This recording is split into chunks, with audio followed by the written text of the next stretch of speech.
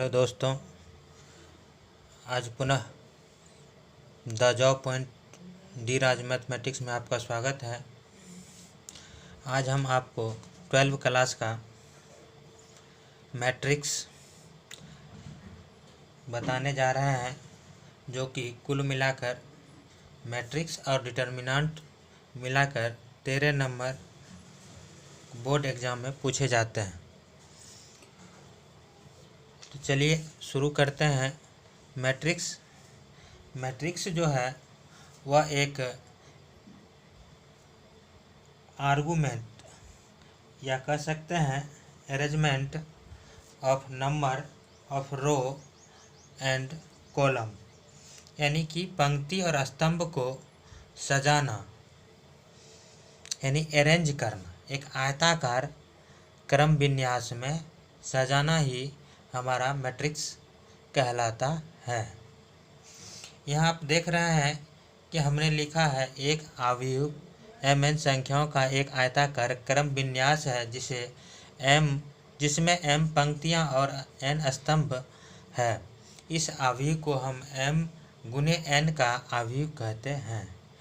It is an argument of number in row and column, यानी कि रो और column में इसको सजाया जाता है। जैसे कि आप जानते हैं कि हॉरिजॉन्टल यानी कि इस तरह से खींचेंगे तो उसको हम रो कहते हैं। क्या कहते हैं? रो।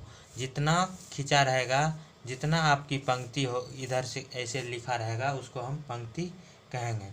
और जो ऊर्ध्वाधर, जिसको वर्टिकल कहते हैं, जो ऊर्ध्वाधर यानी कि जैसे कि यह ऊर्ध्वाधर है, इसी को कहते हैं वर्टिकल।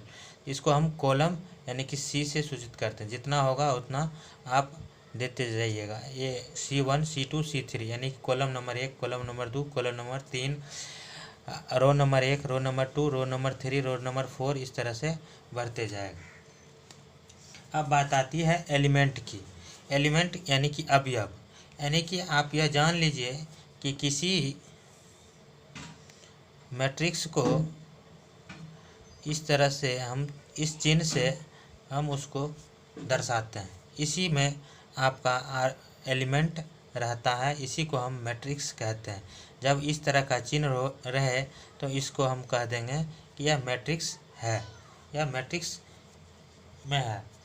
तो इस तरह से एलिमेंट का मतलब हुआ कि जो इसमें सजाया जाता है। जैसे कि इसमें आपका AIJ मतलब क्या? आई जो है रो को, यानी कि रो का मतलब होता है पंक्ति।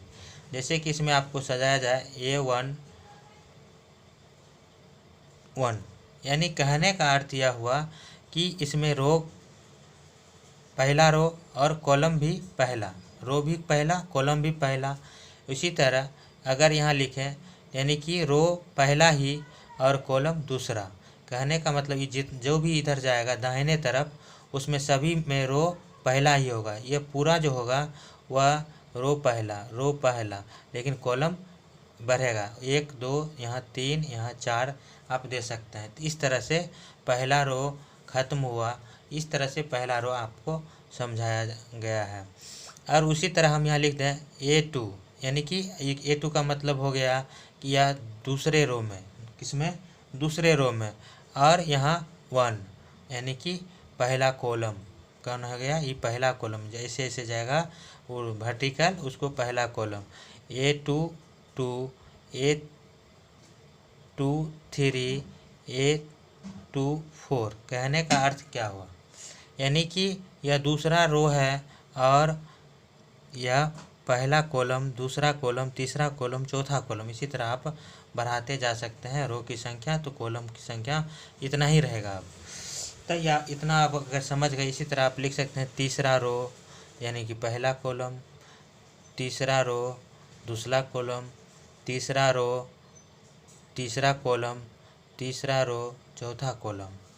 यानी कि इस तरह से पंक्ति और आप स्तंभ को आपको समझ में आ गया होगा। इस तरह से गया तो पंक्ति, और इस तरह से आया तो या ऊपर गया या नीचे करो, इसको कहते हैं स्तंभ।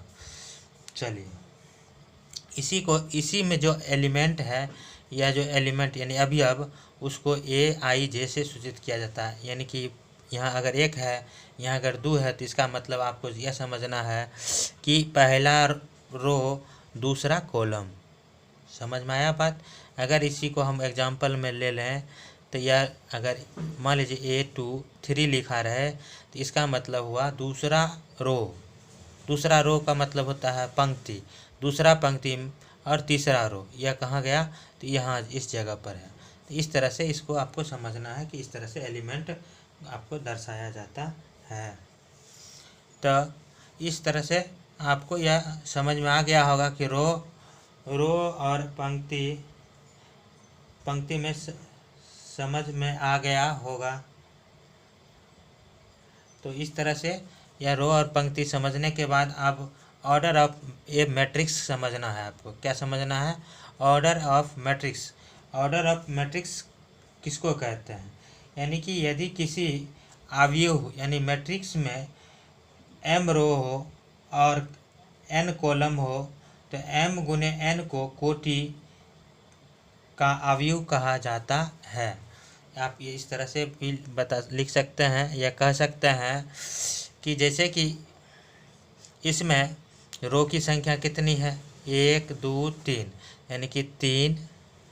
कॉलम कितना? 1 2 3 4, यानी कि 3 गुने 4। तो इसको कहते हैं हम ऑर्डर ऑफ मैट्रिक्स। इसको क्या कहते हैं? Order of matrix.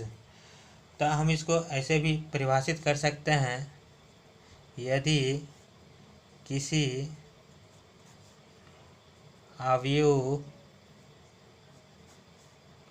में m रो और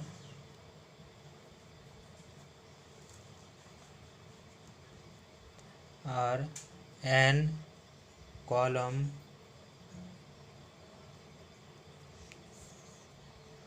हो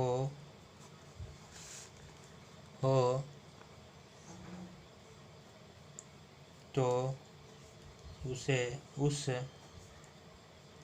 अवयव को m गुने n कोटि कहते या कहा जाता है।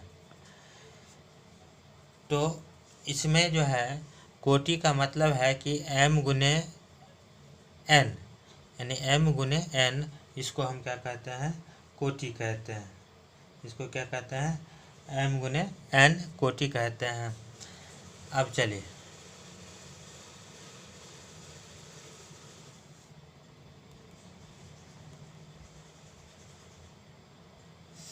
आपने समझा कि अवयव ऑर्डर ऑफ मैट्रिक्स। अब इसी में कह दे कि किसी मैट्रिक्स में एलिमेंट की संख्या यानी अवयवों की संख्या कितनी होती है, तो इसका मतलब हो गया कि आप इस दोनों को गुना करके आप बता सकते हैं उसमें एलिमेंट की संख्या कितनी है। यानी कि 3 गुने 4, यानी कि 3 चौक 12। तो इसका मतलब हो गया इसमें एलिमेंट की संख्या कितनी हो गई? 12। कितना हो गया? एलिमेंट की संख्या 12। चलिए अब हम आपको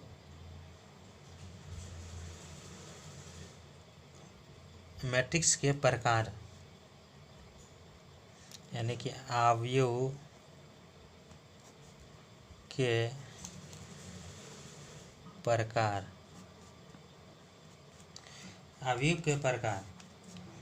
पहला है आयताकार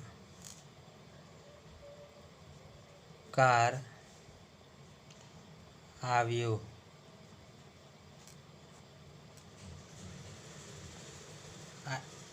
यानी कि टाइप्स ऑफ मैट्रिक्स, यानी कि अवयव के प्रकार यानी कि टाइप्स ऑफ मैट्रिक्स, यानी आयताकार अवयव।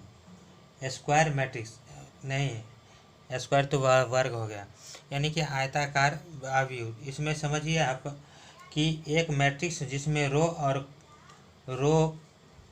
की संख्या और कॉलम की संख्या समान न हो, यानी कि रो की संख्या और कॉलम की संख्या समान नहीं हो, यानी कि m गुने m not equal to N हो तो उसको हम क्या कहते हैं,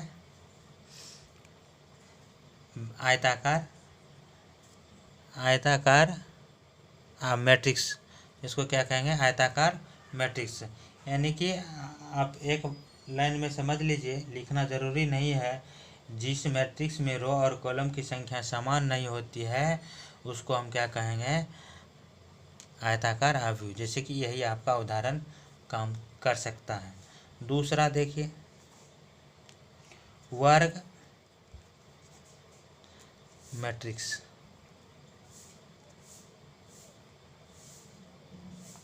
वर्ग मैट्रिक्स यानी वर्ग आव्यूह, यानी कि वर्ग का मतलब ये होता है स्क्वायर, जो जिसमें रो और कॉलम की संख्या यानी पंक्ति और स्तंभ की संख्या समान हो। जैसे कि आप लिख सकते हैं 2 3 4 5 6 और 7 9 8। इसमें आप देखिए एक पंक्ति, एक रो, दूसरा रो, तीसरा रो, और इसमें देखिए कॉलम 1, कॉलम 2, कॉलम 3, यानी कि यह किस प्रकार का है, 3 गुना 3। इसको कहते हैं हम क्या कहते हैं, वर्ग मैट्रिक्स। यह पहला था। इसके आगे हम दूसरा अपलोड करेंगे, यानी कि यह पार्ट 1 आपका है, समझ सकते हैं। यह पार्ट 1 था,